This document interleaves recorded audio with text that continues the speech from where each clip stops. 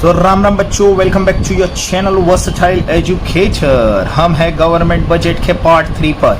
तो हमें government budget के पार्ट 3 पर अब गवर्नमेंट बजट में हमने पढ़ लिया बजट क्या होता है, कैसे होगा, ऑब्जेक्टिव क्या होगा बजट्स के।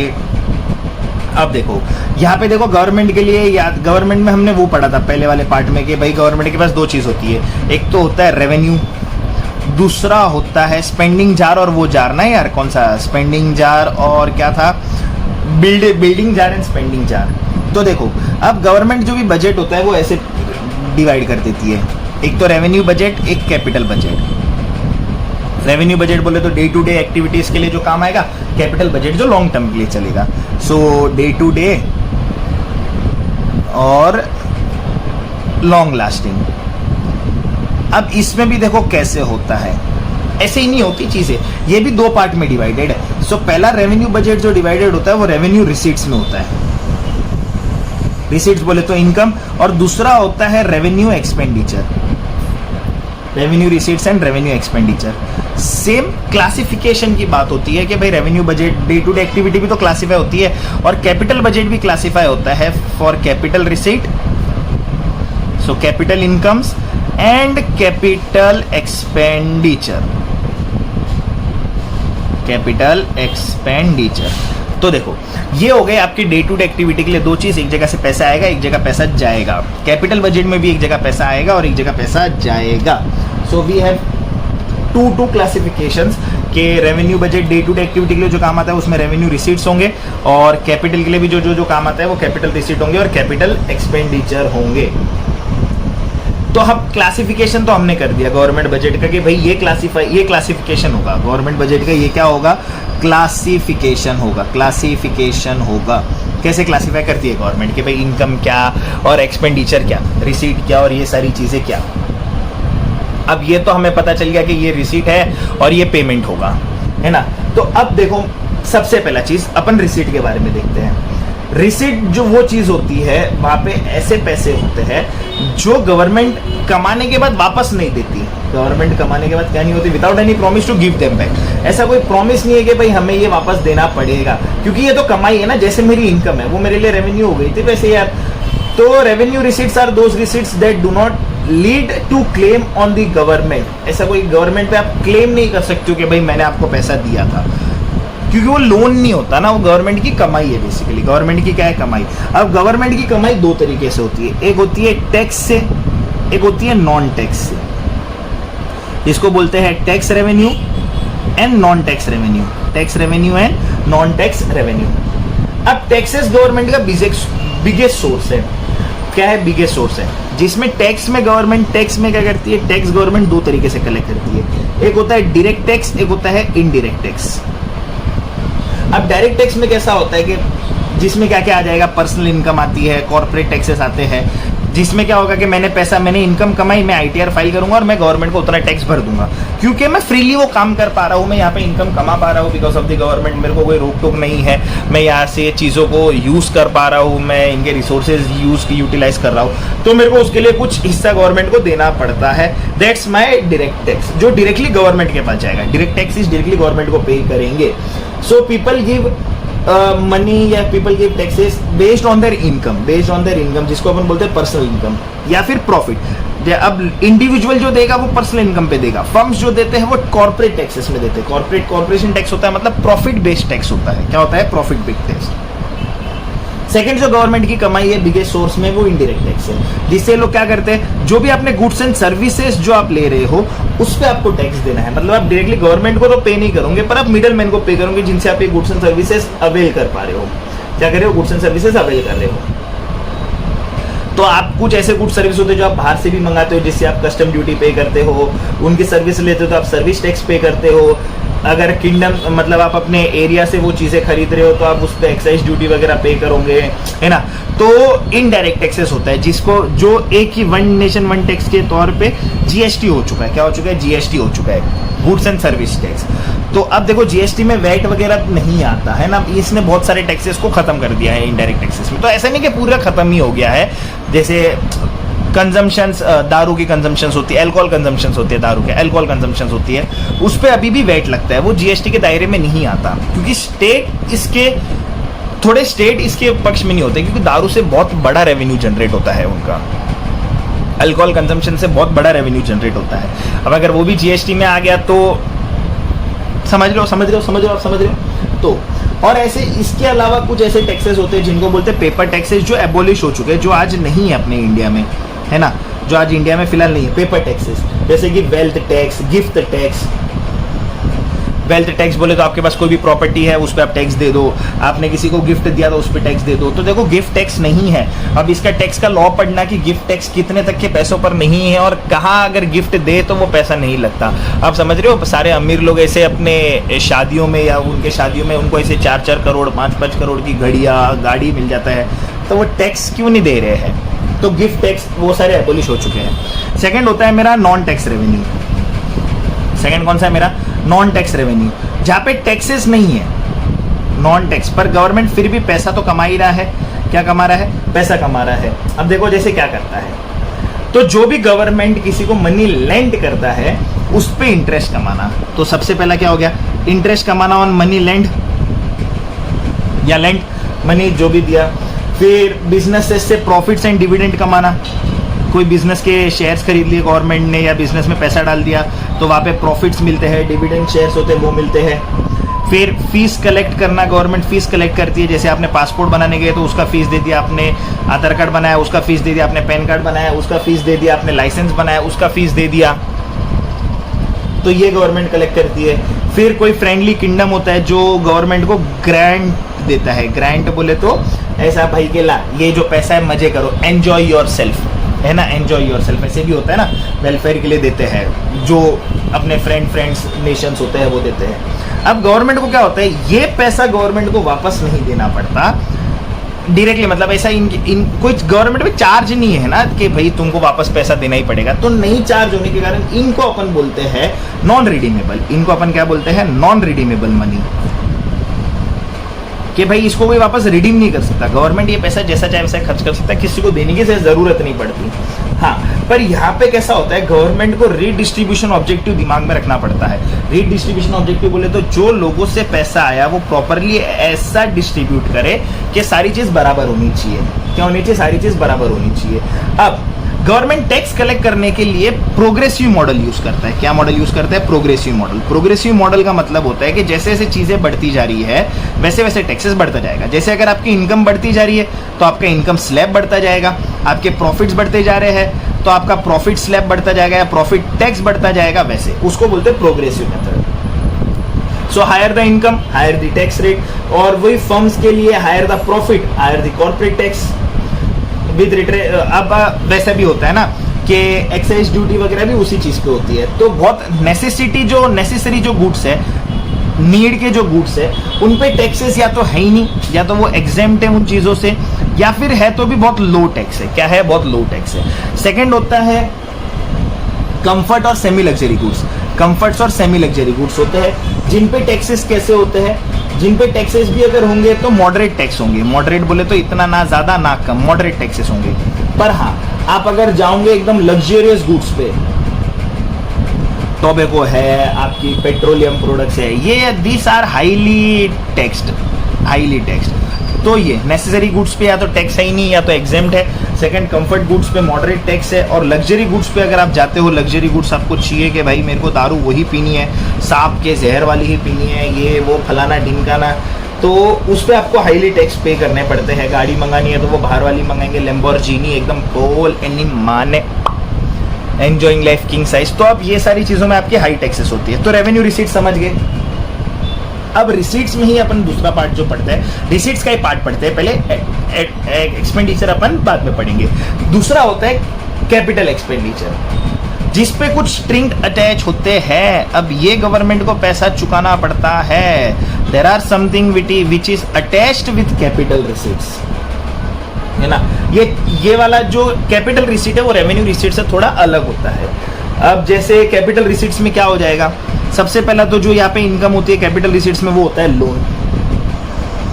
क्या लोन? जैसे वो राजा इंद्र वर्मा के पास डेफिसिट बजट था तो उन्होंने लोन लिया तो अब वो वापस रिटर्न करना पड़ेगा विथ एक्स्ट्रा मनी, जिसको अपन बोलते हैं विथ एक्स्ट्रा मनी, जिसको अपन बोलते हैं इंटरेस्ट। अब नहीं करते तो आपको पता है पाकिस्तान और श्रीलंका ये सब पे क्या हो रहा है। दे आर, उन्होंने हाईली लोन ले लिए है। उन्होंने क्या ले लिया, हाईली लोन ले लिया है अपने कंट्री, बाहर वाली कंट्रियों से, एंड दे हैव टू पे दैट एक्स्ट्रा मनी। अब ऐसा नहीं है, कंट्रीज लोन लेती है, क्या लेती है, कंट्रीज लोन लेती है।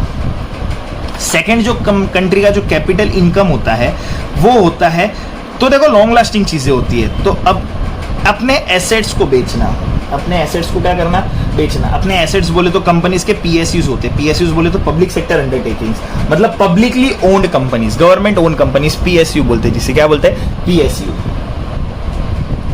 तो अब वो बेच देते हैं ताकि पैसा आ सके, और ये कॉइन अपन धीरे धीरे, These give coins now and but mean fewer earnings in the future। अब क्या हो जाएगा कि एक बार आज तो पैसा आ जाएगा अपने पास, पीएसयू बेच देती है, सेल कर देना पीएसयू, अपने एसेट्स बेच देना, तो आज तो पैसा आ जाएगा, पर फ्यूचर में इसकी अर्निंग्स कम हो जाएगी, फ्यूचर में इसकी अर्निंग्स क्या हो जाएगी, कम हो जाएगी। मतलब कैपिटल रिसीट्स क्या करता है, कैपिटल रिसीट्स देखो क्या करता है, एक तो ये आपके एसेट्स को रिड्यूस करता है, एसेट्स को क्या करता है, रिड्यूस करता है, और आपका डेट इंक्रीज कर देता है। आपका डेट क्या करता है, इंक्रीज करता है। भाई रेवेन्यू रिसीट्स ये चीजें नहीं करता था, तो यहाँ पे स्ट्रिंग अटैच नहीं था, पर यहाँ पे स्ट्रिंग अटैच है। यहाँ पे स्ट्रिंग अटैच नहीं था, इसको बोलते थे नॉन रिडीमेबल। यहाँ पे स्ट्रिंग अटैच्ड है, यहाँ पे क्या है, स्ट्रिंग अटैच्ड है। तो this capital receipts are creating your debts and reducing your assets, याद रखना है ना, because they had to repay their debts, they had to repay their debts, and something valuable is to be sold. जरूरी नहीं है कि हर बार बेचेंगे, पर बेचती है कंपनी कैपिटल रिसीट्स के लिए, कंट्री कैपिटल रिसीट्स के लिए बेचती है। तो यहाँ पे कोई रीपेमेंट रिक्वायरमेंट नहीं होती, पर यहाँ पे आपको प्रॉमिस करना पड़ता है और आपको कुछ बेचना पड़ता है कि भाई हम आपके पैसे चुका देंगे, हम आपके पैसे क्या कर देंगे, चुका देंगे।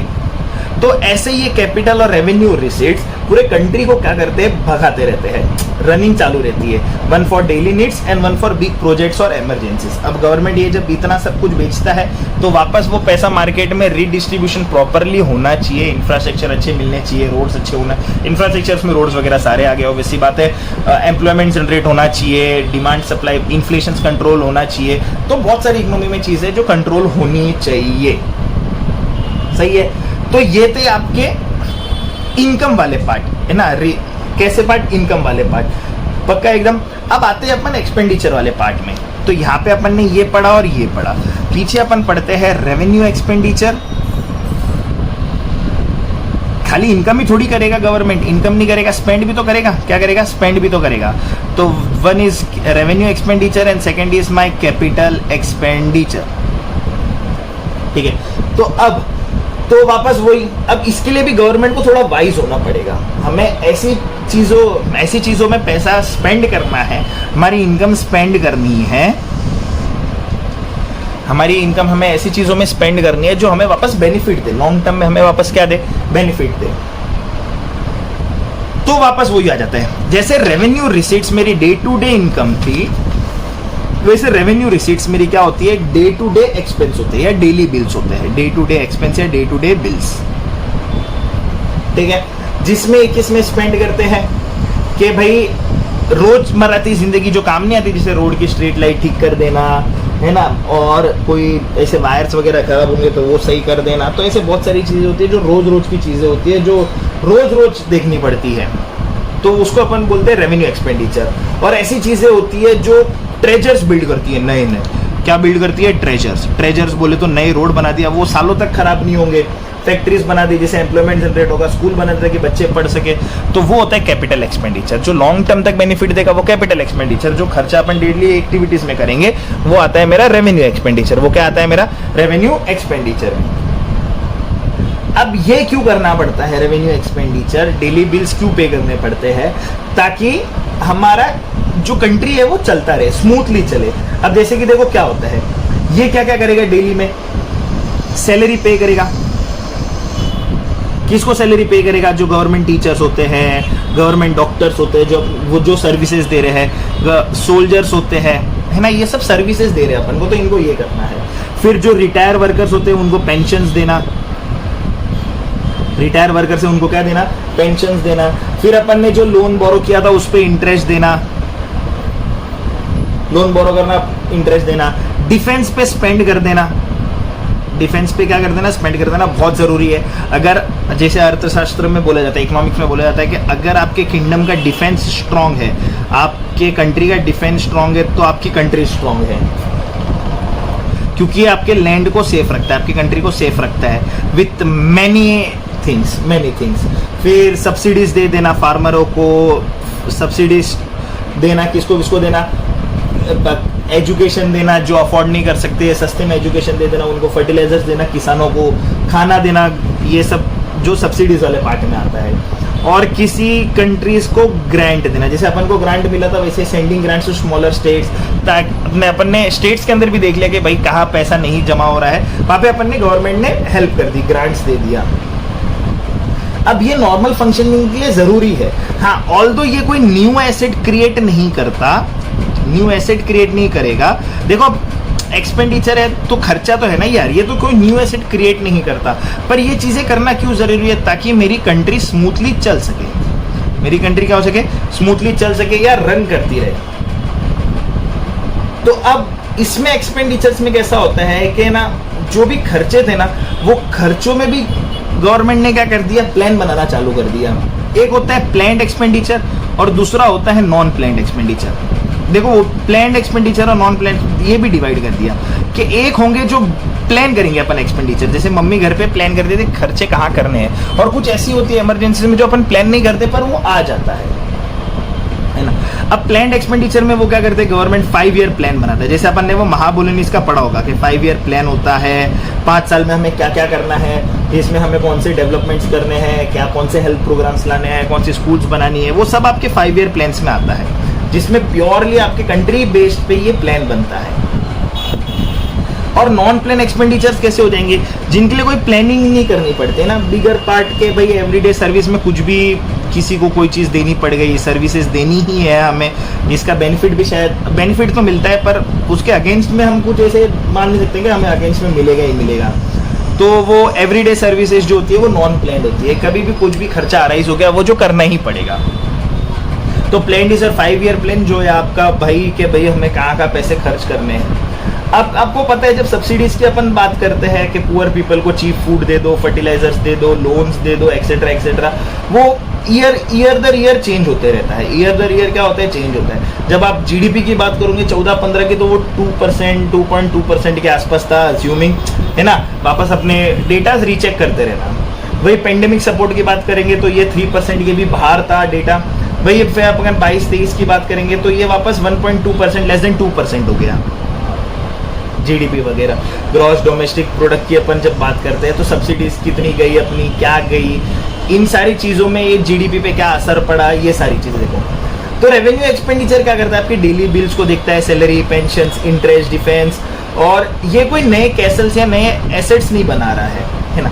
पर ये करने क्यों जरूरी है, ताकि मेरा कंट्री स्मूथली फंक्शन करे, मेरा कंट्री क्या करे, स्मूथली फंक्शन करे। दूसरा जो होता है जिसमें ट्रेजर बिल्ड होते हैं, क्या होते हैं, ट्रेजर बिल्ड होते हैं। ट्रेजर बिल्ड होते हैं मतलब नई चीजें बनाने में काम आता है, new things, new assets to acquire, new things to create, जिसमें ओल्ड डेट्स भी कम होंगे।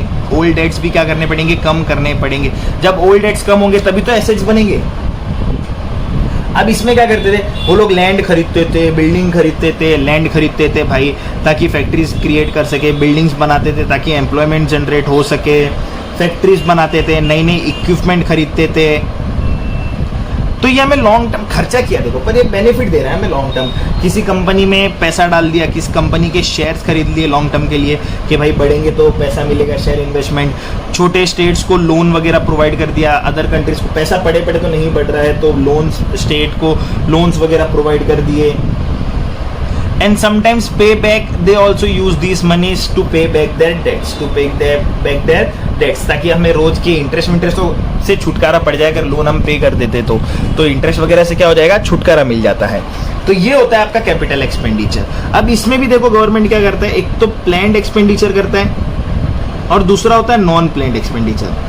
एक तो बहुत प्लानिंग करके खर्चा करते हैं अपन और दूसरा नॉन प्लान करता है। तो सेम वो 5 ईयर प्लान जो अपन ने यहाँ पढ़ा था वो यहाँ भी लागू होता है, सिर्फ एक तरफा तो नहीं चलेगा, बैलेंस शीट दोनों तरफा चलता है। 5 ईयर प्लान बनता है जिसमें बड़े बड़े सपने होते हैं गवर्नमेंट के भी कि भाई हमें इतने किलोमीटर रोड बना देनी है, इतने हॉस्पिटल्स बना देने हैं, इतने बिल्डिंग्स बना देनी है, इतने स्कूल्स बना देने हैं।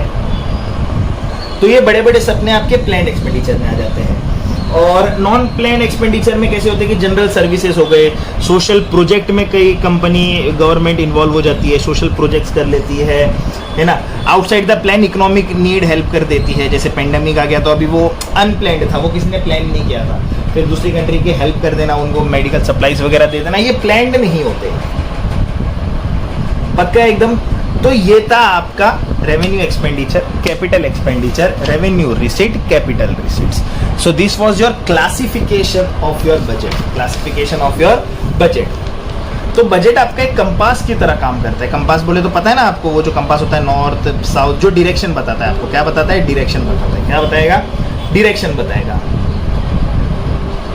तो ये डायरेक्शन बताता है आपको आपका कंपास। ये डायरेक्शन कौन बताता है? आपको आपका कंपास बनाता है, आपको आपका बजट बताएगा। तो budget was not just a list of your money spend और मनी कलेक्टेड, ये एक नेशनल पॉलिसी होती है।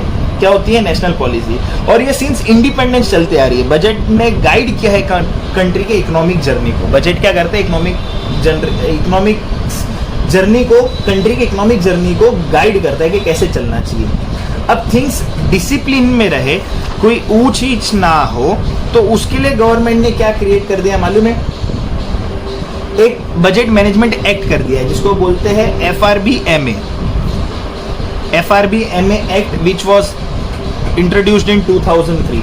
अब ये क्या होता है? Fiscal responsibility and budget management act. Fiscal responsibility and budget management act. Fiscal responsibility is for the fiscal year, budget is your jar and how to manage that jar, उसका एक act create कर दिया, जिसमें लोग क्या करते हैं कि भाई पैसा कहाँ का लगना है वो गाइड करने के लिए 3 चीजों में डिवाइड कर दिया, 3 गाइडेंस बना दिए। एक होता है आपका मीडियम टर्म गाइडेंस, एक आपका फिस्कल पॉलिसी स्ट्रेटेजी, और तीसरा आपका होता है macro economics framework. Macro economics framework. अब मीडियम टर्म में वो लोग क्या देखते हैं कि 3 ईयर प्लान बनाते हैं, जिसमें वो देखते हैं कि भाई रेवेन्यू अपन ने कहाँ स्पेंड किया, कितने अपन ने रेवेन्यू कलेक्ट किए, बोरो अपन ने मनी कहाँ से किया था, वो वाइजली किया कि नहीं किया, वो 3 ईयर प्लान में डिवाइड होता है। किसमें होता है? 3 ईयर प्लान में। अब ये भी कब होता है? ये आपके बजट में भी, बजट में होना बहुत ज्यादा जरूरी है, ये इंपॉर्टेंट है। जब आप बजट प्रेजेंट करते हो तो आपको अपने 3 ईयर प्लान्स भी बताने पड़ेंगे। तो वो होता है आपका FRBMA एक्ट के 2003 के दौरान medium term fiscal policy statement. फिर होता है fiscal policy strategy statement. Fiscal policy strategy statement क्या होता है कि गवर्नमेंट कुछ अपनी प्रायोरिटी सेट करती है कि भले हम 5 साल में वो चीज करेंगे, पर हमारी प्रायोरिटी ये है 5 साल में, हमारी करंट पॉलिसीज को एक्सप्लेन करता है, चेंज को जस्टिफाई करता है, प्रायोरिटाइज करते हैं चीजों को। फिर क्या करता है? फिर वो तीसरे में मैक्रो इकोनॉमिक्स फ्रेमवर्क स्टेटमेंट में they look at the big picture कि जीडीपी ग्रोथ क्या होना चाहिए, फिस्कल बैलेंस क्या होना चाहिए, एक्सटर्नल ट्रेड बैलेंस क्या होना चाहिए, ये सारी चीजें देखते हैं। तो ऐसे FRBMA 2003 का एक्ट बोलता है कि आप गाइड, इकोनॉमी को गाइड करने के लिए आप 3 पार्ट में डिवाइड कर दो। सबसे पहले आपका मीडियम 3 ईयर प्लान, जिसमें आपको पता चल जाए कि आपका 5 ईयर प्लान सच में काम कर रहा है कि नहीं कर रहा है। दूसरा, चीजों को प्रायोरिटाइज करना चालू करो कि what is necessary, what is important, that should you do first. और तीसरा, अपने बड़ी पिक्चर को भी ध्यान दो कि आपका जीडीपी ग्रोथ कैसे हो रहा है ना, जीडीपी ग्रोथ क्या हो रहा है, कैसे हो रहा है। तो देखो, कैपिटल एक्सपेंडिचर आपके लिए क्या करता है? आपके लिए एसेट बढ़ाता है, एसेट बढ़ाएगा और ओल्ड डेट्स को कम करेगा, लायबिलिटीज कम करता है। लॉन्ग टर्म विजन होता है। क्या होता है ये? लॉन्ग टर्म विजन होता है, पक्का एकदम।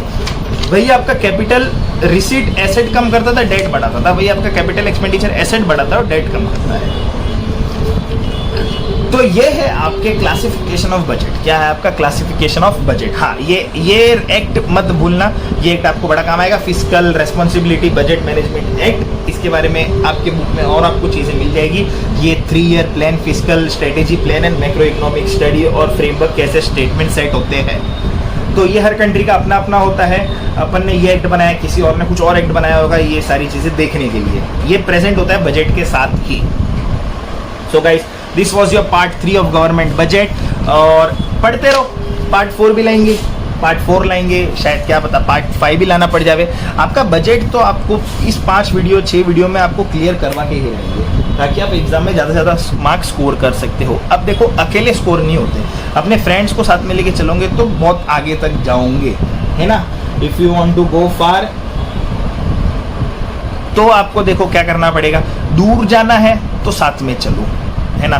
दूर जाना है तो कहा कैसे चलो, साथ में चलो। तो फ्रेंड्स को भी शेयर करना ना भूले ये वीडियो, और पढ़ते रहो यार, पढ़ते रहो। एग्जाम सिर पर है, एग्जाम किधर है, सिर पर है। एक्सक्यूजेज अब नहीं चाहिए, अब हमें एक्शन में आना है। किसमें आना है, एक्शन में। तो guys meet you in next video, तब तक के लिए बाय बाय, टेक केयर।